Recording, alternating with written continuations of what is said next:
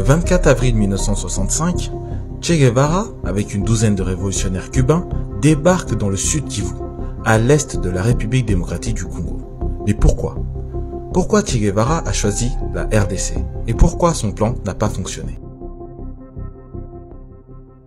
Selon l'historien Hamza Boukari Yabara, Che Guevara est descendu en République démocratique du Congo pour plusieurs raisons. La première est la suivante, parce qu'il y avait des difficultés au niveau de la révolution en Amérique latine. La suivante est que de l'autre côté du globe, le Vietnam causait beaucoup de soucis aux Américains. Donc, pour Che Guevara, il voyait le Congo, la RDC, comme un territoire stratégique au cœur du continent africain. Et on est également dans une période où les pays du sud de la République démocratique du Congo sont encore des colonies, comme le Zimbabwe, la Zambie ou encore l'Afrique du Sud. Donc il voyait la RDC comme le point de départ pour libérer le reste du continent africain. Plusieurs points ont mené à l'échec de Che Guevara au Congo.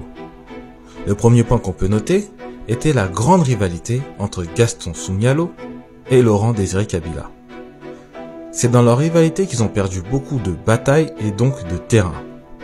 Dans une lettre envoyée à Fidel Castro, datant du 5 octobre 1965, Che Guevara disait « Ces jours-ci, un groupe de l'armée tchombiste, donc de Tchombe, a débarqué dans la zone de Baraka, où un état-major loyal à Soumyalo dispose de la bagatelle de 1000 hommes armés et a investi cette position éminemment stratégique sans quasiment combattre. Ils se disputent maintenant pour savoir à qui revient la faute. À ceux qui n'ont pas combattu ou à ceux de la base du lac qui ne leur ont pas envoyé de munitions. Le deuxième point est que selon Che Guevara, les combattants congolais ne manquaient pas forcément d'armes ou d'hommes, mais plutôt de discipline ou d'une conscience révolutionnaire. Dans la même lettre, Che Guevara disait « Fizi se trouve à 36 km et ils ne font rien pour la défendre. Ils ne veulent même pas creuser des tranchées sur le seul chemin d'accès entre les montagnes. » C'est pour toutes ces raisons que Che Guevara décide de quitter la RDC 7 mois plus tard.